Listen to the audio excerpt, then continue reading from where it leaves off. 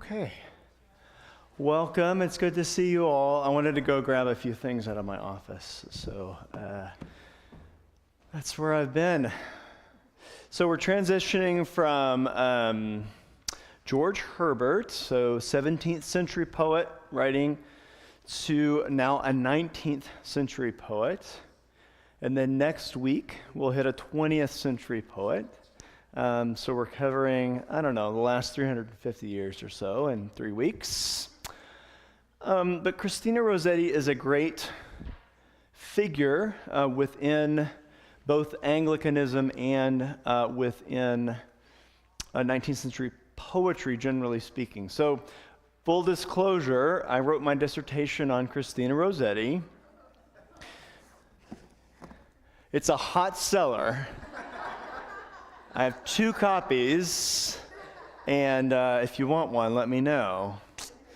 But I guess also full disclosure, it's been 20 years ago, so I don't really remember that much about it either. I discovered Christina Rossetti in one of my graduate seminars, which was on a group I'm going to talk about briefly, called the Pre-Raphaelites.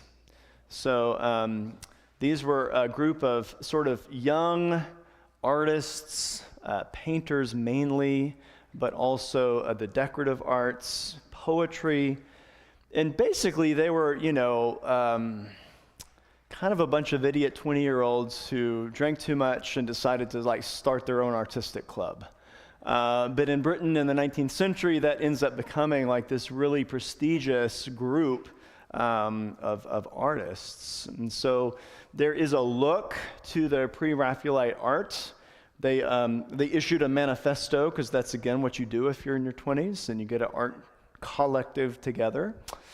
And so the name had to do with the fact that they wanted to sort of go back to a period in art history before Raphael, they said in their mind, corrupted European art. So that's why they were the pre-Raphaelites. Again, they were young and silly. But there is a lot of medieval influence in their art. So this particular model was one of Dante Gabriel Rossetti's favorites. So Dante is one of the siblings of Christina.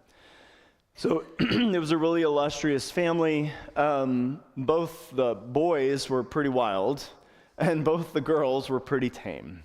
So Christina had a sister named Maria, and Maria entered in an Anglican convent, which was a new thing coming out of the Oxford movement, this Anglo-Catholic movement. So there were Anglican convents toward the middle and latter half of the 19th century. So that's what Christina's sister did.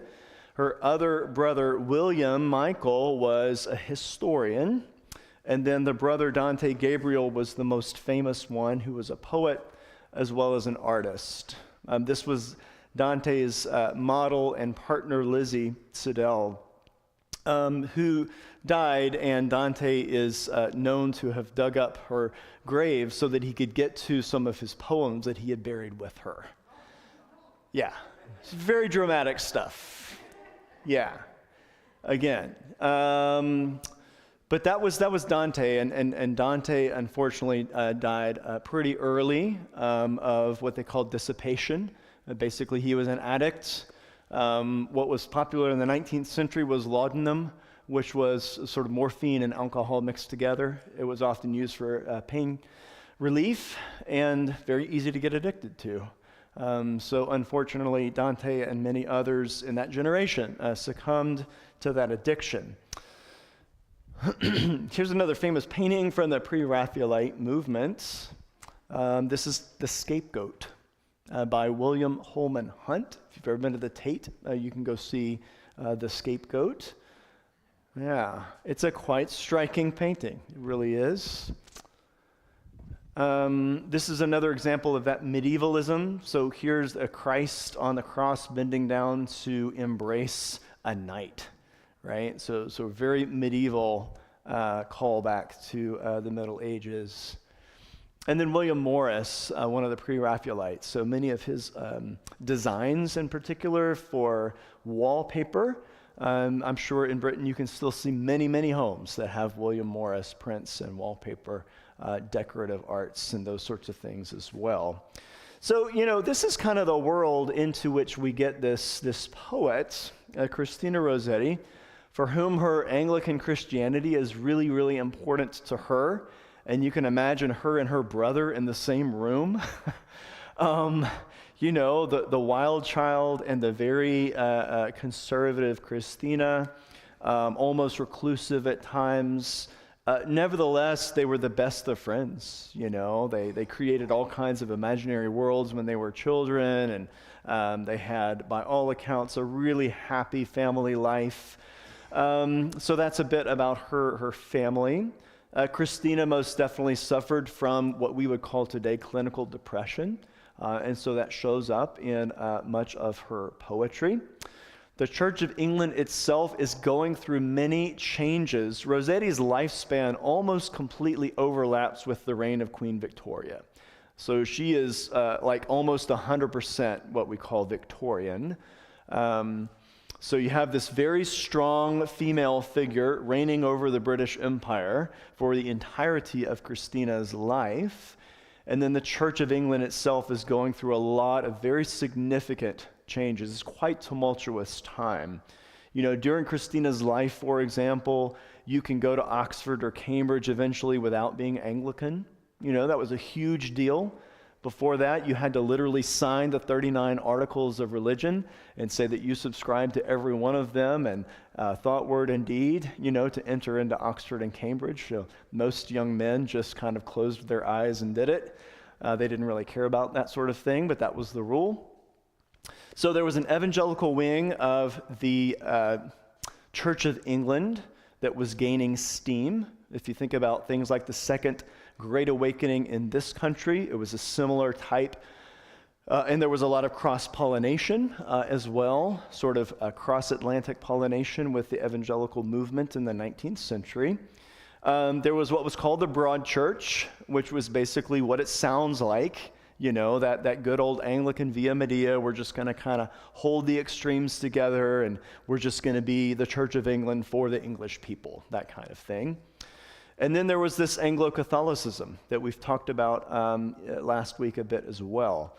So starting right at Christina's birth year, 1830, this movement gains steam within the Church of England. And by the time that Christina dies at the end of the 19th century, the Church of England had gotten a lot more Catholic than it would have been when she was born. Again, we've talked about in the 101 class that things like the vestments that I wore today would not have been appropriate in any way for the Church of England when Christina was born. But by the time she died, you would have seen priests wearing chasubles in the Church of England. So she was basically more or less an Anglo-Catholic, but she also had a kind of evangelical side to her as well. And please remember that word in the 19th century in the British church means something very different than it does in our own context today. So she had a lot of secular, quote-unquote, influences in her life, but again, she remained very staunchly religious to the point that she rejected 3 different suitors because none of them matched her own religious convictions. One was an atheist, one was a Roman Catholic, and she just said, no, no, no. So she didn't get involved romantically with anyone in her life because they couldn't match her staunch religious standards. She was socially involved, but at least according to her family, quite introverted and sometimes completely reclusive as well. Sometimes she's compared to Emily Dickinson in the United States, as somebody who was very socially reclusive, but she's much more out there than Emily Dickinson was. She was really well published in her own lifetime, so this is a big difference from our poet last week, George Herbert. None of his poems saw the light of day during his own life, but this is not true for Rossetti. She had a literary career, and though she lived in her family home her entire life, she really did make quite a name for herself. People would often compare her with the other great Victorian poet, Elizabeth Barrett Browning, sort of who's the best, and that sort of thing. Rossetti incidentally died of breast cancer which they did have some treatments for in the late 19th century, but it's not anything you would really want to think too hard about. But she did have her cancer treated, and it did not go well. And so this is what she eventually died from. So Rossetti's poetry. Oh, by the way, so I put this painting in here because she is the model for Mary. This is the Annunciation by her brother, Dante Gabriel Rossetti, and Christina, the younger sister, is the model for Mary. Yeah, this is quite a good and striking Annunciation painting. So her poetry, again, primarily is religious in nature, but also there's a lot of lost love. As I mentioned earlier, she never found that sort of life partner romantically. And so there's a lot of that. She has a famous poem called The Convent Threshold, sort of thinking about her sister's choice to actually join a convent. And Christina sort of explores the liminal space, the borderline in her own life between being a person in the world and a person in the convent. Her poetry is often described as deceptively simple, as we'll see as we look at some of it. It was even derided, of course, by male poets at the time, thought this is a nice sort of feminine dabbling, that kind of thing. But it's got layers, it's got depths. It is said to be then sort of representative of what it was to be a woman in Britain in the 19th century, which was a complicated sort of set of negotiations. So I mentioned her Anglo-Catholicism. There's a famous Anglo-Catholic cleric named John Keble, for whom a college in Oxford is named. And he published in 1827 a volume that became the best-selling book in Britain for the next 70 years. The Christian Year. That's something nobody has heard of now. But in the 19th century in England, this was the bestseller. The Christian Year. And again, as part of that move toward rediscovering the historical roots of the church, Keble wrote poems for every season and Sunday of the Christian year, all the saints' days as well. Again, the Church of England had tended pretty Protestant for a while, so the saints' days weren't even celebrated. They weren't even really noted. And so he wanted to bring all of that. And so this was a huge influence on Christina. Her copy of Keble's The Christian Year is just marked up. And so we'll see that one in a moment when we get to talking about Advent. But she came under the influence of Keble and John Henry Newman. She, like many other folks who remained Anglican, were so saddened by Newman's conversion in 1845 to the Roman Catholic Church. It was seen as a betrayal of their religious convictions and even of their Britishness. You know, that he would go to Rome and serve the Pope rather than the Church of England. But she was a parishioner at Christ Church, Albany Street, for many years. That church, by the way, is no longer functioning. So I was reading about its history. In the early 2000s, it was converted to an Eastern Orthodox church because there just weren't enough Anglicans around to sustain it any longer. And then the Eastern Orthodox Church has now been shut down as well. So the building is vacant. If anybody's looking for some prime property in London and, you know, you want to revive Christ Church, Albany Street. But it is a gorgeous church inside. It had all the pre-Raphaelite, decorations, William Morris, Prince, and it was a really, really beautiful space. So this is her publication history. Oh, I didn't mention... As Rossetti aged, she suffered from Graves' disease, which is a thyroid condition some of you might be familiar with. And so, she would often joke about how she was a beautiful young woman and then became an ugly old woman because of the influence of Graves, unfortunately. But there she is in her riper years, right? Even though she only lived to be 64. Verses came out in 1847, so she was only 17 years old when she was a published poet. And again, it was people noticed, people paid attention to it. People like Alfred Lord Tennyson paid attention to it. which was a pretty big deal. Goblin Market came out in 1862. This is her most well-known poem, a complicated and not particularly religious poem that we're not going to look at today. You can read about it in, oh, look. This, I don't even know how that got there. Wow. But Goblin Market is really a fascinating read. The Princess Progress and other poems. Many of her poems had to do with that conscious medievalism in the pre-Raphaelite movement. She wrote nursery rhymes. So in 1872, she published a volume of nursery rhymes, sing-song. 1881, Called to be Saints is a prose devotional work. So she wrote, again, more in sort of the evangelical mode. She wrote a prose devotion that was Called to be Saints. And then right before she died, she published two works. One is Verses, and that was a sort of a collected best hits, plus a few new things. And then The Face of the Deep. That's what I actually wrote my dissertation on, was this book, which has been out of print since 1910. And so this was a copy I purchased when I was writing my dissertation.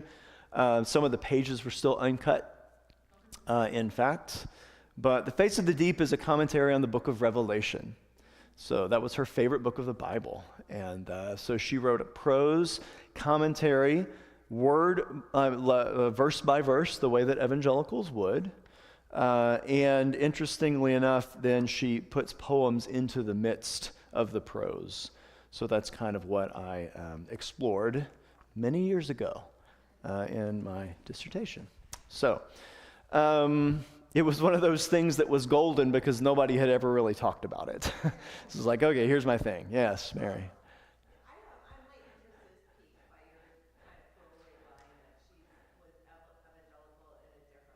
Yeah.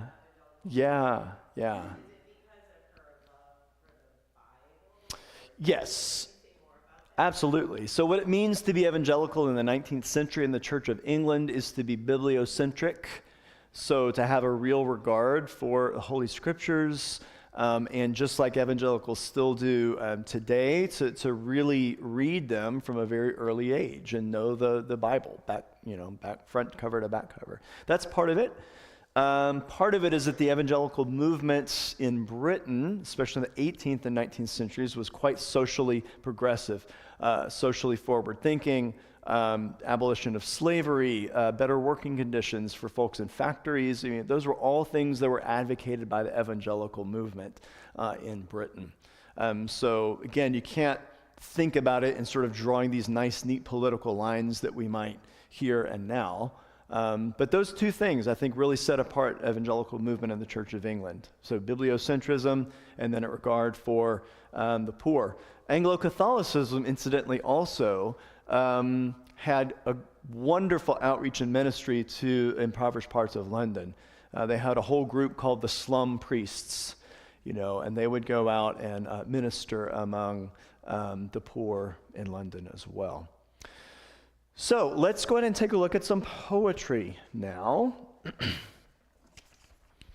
So if you see, again, there's one other thing I meant to bring for show and tell, and I neglected to. It's the complete poems of Christina Rossetti, but I am holding up in my hands approximately how thick that volume is. So it's about 800 pages, as I recall. So she wrote just an enormous amount of poetry. So to choose just a few, as you might imagine, is really difficult. However, about the theme of Advent, she wrote several poems that are explicitly titled Advent or Advent Sunday. So there's one called Advent Sunday, Advent 1851, Advent 1858, Advent 1886. So you can see that she returned to some of those same themes of the Christian year. And then A Christmas Carol is one of her most well-known poems because it was set to music by Gustav Holst and is sung every year in Anglican churches worldwide. Just a gorgeous piece of music. Also, Harold Dark has a version of it as well. So there's two prominent versions of In the Bleak Midwinter. which is actually called a Christmas carol. So a Christmas carol is the name of the poem. The hymn is called In the Bleak Midwinter. Okay, so let's look at a couple of Advents. So let's start with Advent Sunday. Again, I mentioned that Rossetti's poetry is often portrayed as simplistic. One of the reasons for that is if you look at this first poem, Advent Sunday, you can see that it has lots of end rhymes. So it's sort of, this is rather a simplistic form. So out, about, shout, pitch, rich, cock, rock, bride, side, place, face, triumphing king, divide, bride, love, dove, out, about, shout. Okay, so she's got a pair, a three rhyming, so a tercet at the beginning, out, about, shout at the end as well. So it's sort of an envelope in terms of the rhymes. And then the rest of the poem is rhyming couplets. That's when we get back and forth, right? Pitch, rich, cock, rock, bride, side, place, face. Those are couplets, so two lines that are rhyming.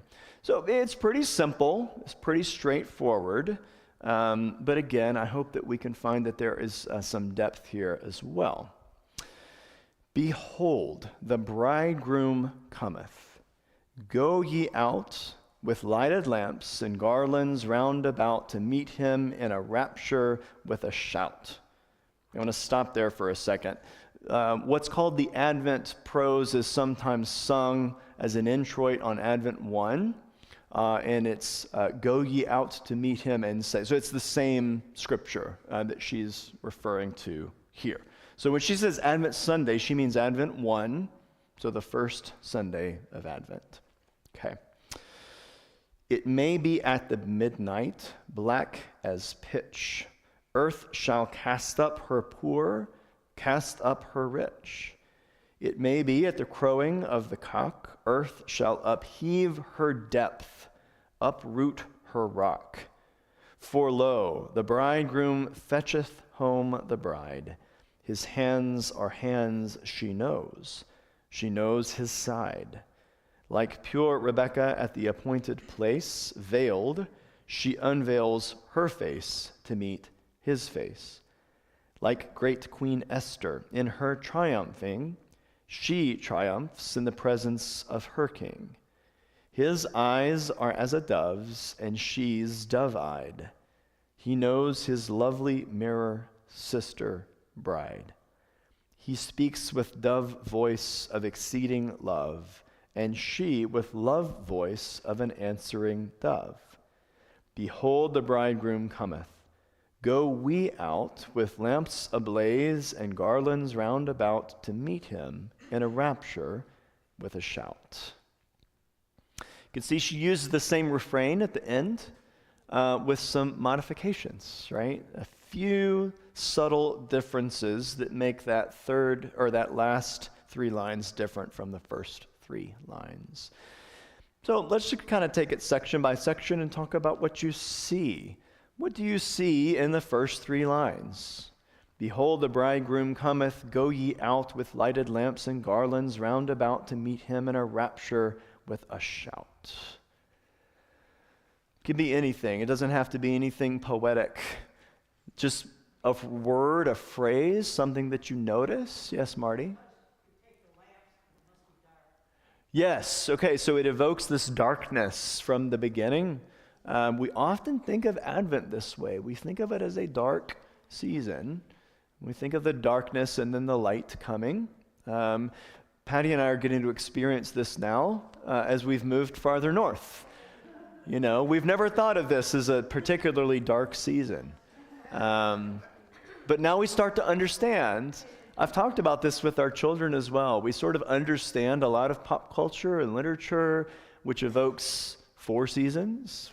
We've never really had those, or a winter, you know, fall, I mean, those sorts of things. So anyway, yes, absolutely, Marty. It evokes the darkness from the beginning. What else do you see in those first 3 lines? Pardon? Preparation. Yes, the lamps and the garlands. So going out, and this is, of course, coming from Jesus' apocalyptic discourse, right? Which we talk about in the season of Advent. But the garlands evoke as well, the garlands, right? The things that we decorate our homes and our churches with in the seasons of Advent and Christmas also. Yes. Oh, go ahead. With a shout, so Yeah. they're going out with their lamps going, hey! Yes, yeah. Searching in the dark, and, hey! So it sort of evokes this sense of searching in the dark, right? Sort of calling out. Yes, where are you? Where are you? Yes, Kathleen. Go we out kind of sounds like individuals, but then later when it's go we, it sounds like it's A group, yes. Yes, that's right. Yeah. Mm-hmm. Yeah. Again, sort of thinking about the term rapture means something very different in American evangelicalism, right? Sort of this theological innovation. This is the true sense of the word, with joy, right? With an excessive kind of joy. Yes. The image of the bridegroom. Okay? And again, the sense of waiting, searching, hoping, trying to find, right, that we get throughout the Advent season as well. Okay, let's look at the next 4 lines. It may be at the midnight, black as pitch, earth shall cast up her poor, cast up her rich.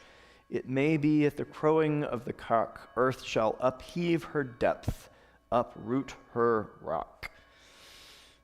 Okay, what do you think? What's happening here?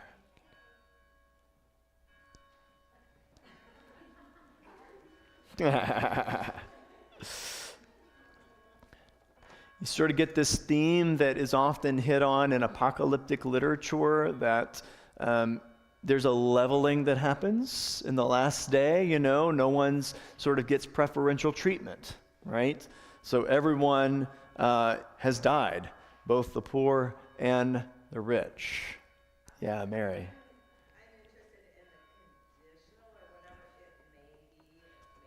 It may be. Yes, so the lack of knowing, illustrated by the darkness. So they have the literal darkness, but then you have the figurative darkness as well, that we don't know what's going to happen. Again, we're just kind of waiting. It may be, or it may not be.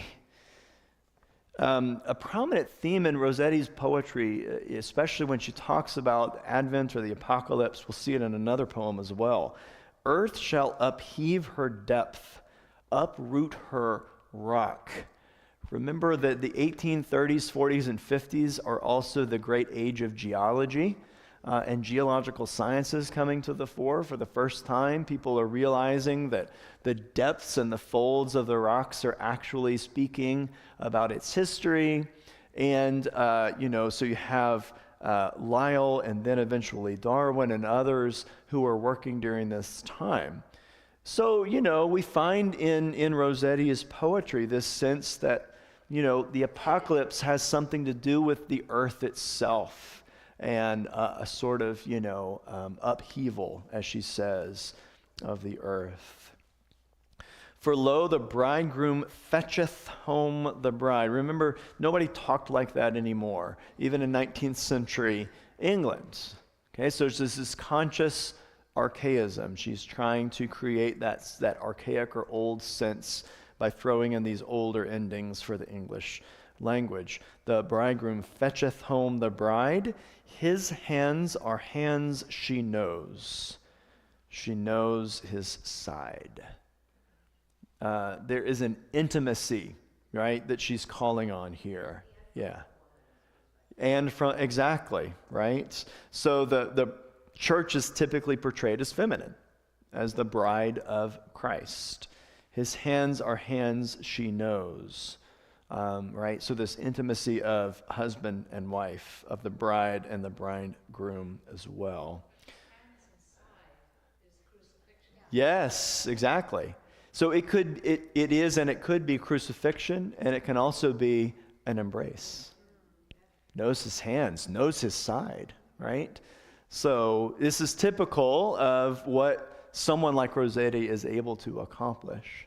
Yeah. Yeah. Yes. Yes, that's right. Yeah. Yep, that's right. The warm embrace. Yeah. Yeah.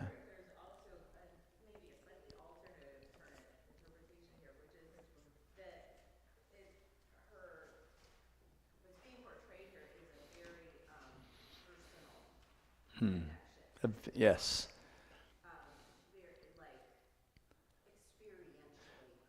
This is another great hallmark of the evangelical, movement in the 19th century, right? This emphasis on knowing Jesus in a personal way, having a personal relationship with Jesus Christ. Yeah.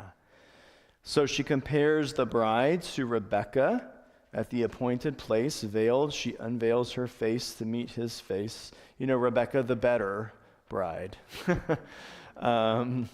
Like great Queen Esther. So she's pulling on, obviously, some biblical references here to great women of the Bible.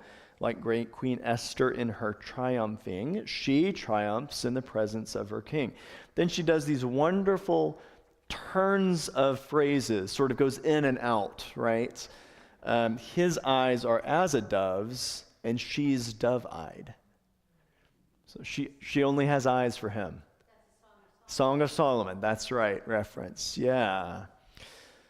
He knows his lovely mirror, sister, bride. So we as the bride of Christ, the church, we're meant to be the mirror of Jesus, right? We're meant to reflect Jesus back into the world. He speaks with dove voice of exceeding love, and she with love voice of an answering dove. So again, this in and out, right? This give and take, this sort of reciprocal relationship that the bride of Christ and Christ have. And then we end with the tercet, with the 3 lines, but again, they've changed a little bit. Behold, the bridegroom cometh, go we out with lamps ablaze and garlands round about to meet him in a rapture with a shout. So the first was a command, go and do it. And then now, the people who have been listening to the poem say, yes, let's go do it, right? This is a thing that we want to do.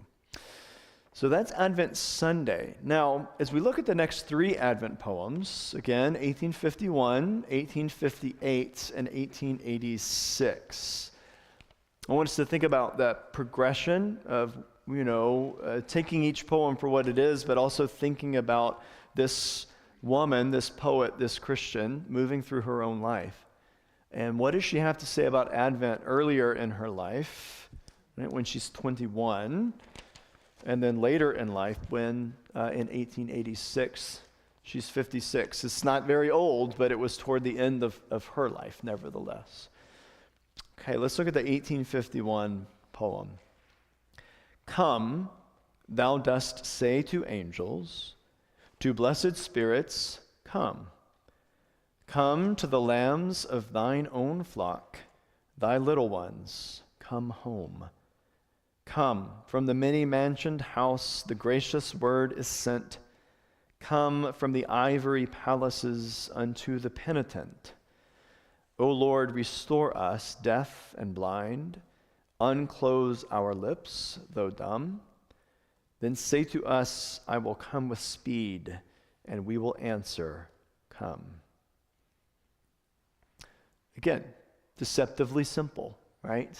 But there's a lot happening in the poem. Remember that the word Advent just comes from the Latin word that means arrival or coming. So she's playing with that, right? All the ways in which we see Jesus calling different entities here that are named in the poem. Come, you say to the angels, to the blessed spirits, that is, the blessed dead, come. Come to the lambs of thine own flock, thy little ones, come home. So the gathering in, right? The gathering in by the great shepherd of all the lambs who have gone astray. So that's one sense in which we have an advent, a coming, right? Coming into the sheepfold, coming into the pen, being gathered up by Jesus. And then the second stanza, come from the many-mansioned house. What's the many-mansioned house? It's from the Gospel of John, right, where Jesus says, this is one of the readings we offer at funerals in the Episcopal Church. If I'm going away, I am going to prepare a place for you. Thomas says, I don't know how to get there, right? Show us the way. And this is when Jesus says, I am the way and the truth and the life. So come from the many mentioned house, the gracious word is sent. Come from the ivory palaces unto the penitent. So the penitent is the one who is acknowledging their sins, and wants to repent. O Lord, excuse me. O Lord, restore us, deaf and blind. Now notice that the third stanza doesn't begin with the word come. It doesn't have the same structure as the first two stanzas did, where they have come, come, come, come. Now we have, O Lord. So it's a prayer now. Restore us deaf and blind. Unclose our lips, though dumb. Remember, for many years in the English language, the word dumb didn't mean I don't like you. It just literally meant unable to speak. Okay. So unclose our lips, though dumb. Then say to us, I will come with speed, and we will answer, come. So what has happened? Jesus is the one saying come, and then now at the very end of the poem, he has unclosed our lips, and we're finally able to respond. Right? So this is a picture of what grace does. Our lips are dumb for many reasons. We don't or want to or we can't for whatever reason respond to God's invitation, but God uncloses our lips. This is what grace is, and then allows us to respond, yes, I will come. Okay, so that's the first Advent poem again when she's 21. Let's look at Advent 1858. So she was a much maturer 28-year-old at this point. This Advent moon shines cold and clear. These Advent nights are long. Our lamps have burned year after year, and still their flame is strong. Watchmen, what of the night we cry, heart sick with hope deferred? No speaking signs are in the sky, is still the watchman's word. The porter watches at the gate, the servants watch within. The watch is long betimes and late, the prize is slow to win. Watchman, what of the night? But still his answer sounds the same. No daybreak tops the utmost hill, nor pale our lamps of flame. One to another hear them speak, the patient virgins wise. Surely he is not far to seek. All night we watch and rise. The days are evil looking back, the coming days are dim. Yet count we not his promise slack, but wait and watch for him. One with another, soul with soul, they kindle fire from fire. Friends, watch us who have touched the goal. They urge us, come up higher. With them shall rest our way-sore feet. With them is built our home. With Christ, they sweet, but he most sweet, sweeter than honeycomb. There no more parting, no more pain. The distant ones brought near, the lost so long are found again. Long lost, but longer dear. Eye hath not seen, ear hath not heard, nor heart conceived that rest. With them our good things long deferred, with Jesus Christ our best. We weep because the night is long. We laugh, for day shall rise. We sing a slow, contented song and knock at paradise. Weeping, we hold him fast who wept for us. We hold him fast and will not let him go, except he bless us first or last. Weeping, we hold him fast tonight. We will not let him go, till daybreak smite our wearied sight and summer smite the snow. Then figs shall bud, and dove with dove shall coo the livelong day. Then he shall say, arise, my love, my fair one, come away. I think she made a lot of progress, personally, in those 8 years. Absolutely, yes. Yes, yeah. She had experienced personal deep loss, the loss of family members. I can't remember what year her brother died, but that may have been on her mind as well. Yeah. So you get that sense really profoundly of a couple of things that sort of rise to your mind's eye as you read this poem. What are some of those things?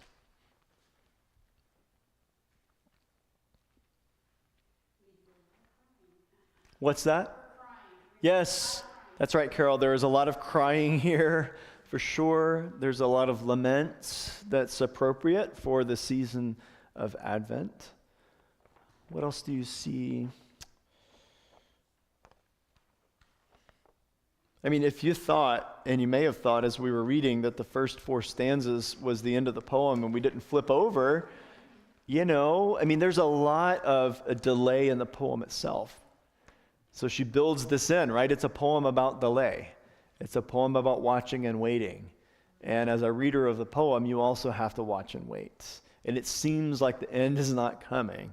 And then it finally does at the end. But not without what first? The weeping, right? Yeah. You get the Advent moon that we had a few nights ago. That's the Advent moon, right? It's cold and clear. The Advent nights are long, again, as Patty and I have learned. But you get all of this waiting and this deferral, right? Heart sick with hope deferred. I think that's one of her best lines. Just expresses what it is to be human, to be heart sick with hope deferred. It's like hope deferred, if you think about that literally, you can't even hope yet. The hope itself is deferred. Maybe one day I'll be able to hope, but right now my sorrow is so great that I can't even allow myself to hope. Yeah. Which is how people describe depression sometimes. Absolutely. Yes. Can't even bring myself to hope. That's right. So if you look at the back there, with them are good things long deferred. She uses the word deferred again there. Yeah. And this is someone, again, I don't think, from what I know of Christina Rossetti, I don't think that she really never wanted to experience love. I think she was very conflicted about the prospect of marriage for herself. But you certainly do get in her younger years that sense of deferral. Well, this isn't the right person for me, but maybe the next, but this isn't the right, but maybe the next, and you sort of get that deferral throughout her life as well. But then you get the beautiful lines in the final stanza. And the image in the last 2 stanzas of us wrestling with God, Jacob wrestling with God, which is now, after reading this poem, I think a perfect image for Advent, but one that we never associate with Advent. We don't think about Jacob wrestling with the angel as an Advent image, but she brings this in, right, and says, no, this is what Advent is like. We will not let him go, except he bless us, first or last. We will keep wrestling throughout the night. Weeping, we hold him fast tonight. We will not let him go. She says again, till daybreak smite our wearied sight, and summer smite the snow. So the way that, what I'll experience next spring for the first time in my life, right? The spring thaw. Watching the snow slowly melt, watching everything be brought back to life. In Texas, you don't get resurrection because it doesn't die. So if it doesn't die, you can never have it rise from the dead. Just wait till Easter. I'm going to be hitting this really hard. Yeah. Because it'll be spring by then, right? Okay. All right. Deferred. Yes. Well, let's look at this last Advent poem. Before we even look at it, you notice it's short, it's brief. Earth grown old, yet still so green. Deep beneath her crust of cold nurses fire unfelt, unseen, earth grown cold. We who live are quickly told millions more lie hid between inner swathings of her fold. When will fire break up her screen? When will life burst through her mold? Earth, earth, earth, thy cold is keen. earth grown cold. Okay, so what happens here in the mature later life? How does she think about Advent? It's almost as if she's thinking of herself. Yeah, of herself. She is suffering from graves by this point in her life, so she's feeling that keenly herself. Yes, John? All the other ones seem to be like she's touching down like with brush strokes from scripture she's not doing an exposition. It's like she's just throwing them out there. Yeah. Collide or montage. Yeah. She presumes that you know the backstory, Mm-hmm. but she doesn't Right. There's no footnotes. Yeah. Yeah. flash of it and it's gone. Yeah. Arouse you, I think. Mm-hmm. And then she moves on. She has no scripture. There's no scripture reference here. Yeah. I think that first stanza really speaks to me in my situation of growing old but still feeling green. Growing old but still feeling green. Wow, and then Yeah. because I have suffered loss, I think about nursing fires unfelt and unseen. Hmm. Sort of a reawakening of Mm-hmm. who I am to be now in this part of my life. Yeah. It just really struck me. Wow. Thank you. Yeah, she also does some fascinating things with the structure of the poem, right? So the lines in the first stanza get shorter and shorter. So they too are withering away, right? They're getting smaller. Earth grown cold. Just 3 single-syllable words. And then in this second stanza, we who live are quickly told, millions more lie hid between inner swathings of her fold. This is like all the dead, all those who have been buried, right? We're seeing them. We're sort of getting a cross-section of the earth. It's also this geologic, sense here. You're sort of getting this cross-section, these layers and layers of age that we can uncover now and that we can see. It's 1886, right? So the geological science had advanced even further by this point. And then we get the questions. When will fire break up her screen? When will life burst through her mold? There's no answer to these questions now. All we have is she uses a meter in the next to last line, and she slows you down as a reader. Earth, earth, earth. Thy cold is keen, earth grown cold. Maybe that's, where we land, right, in terms of Advent.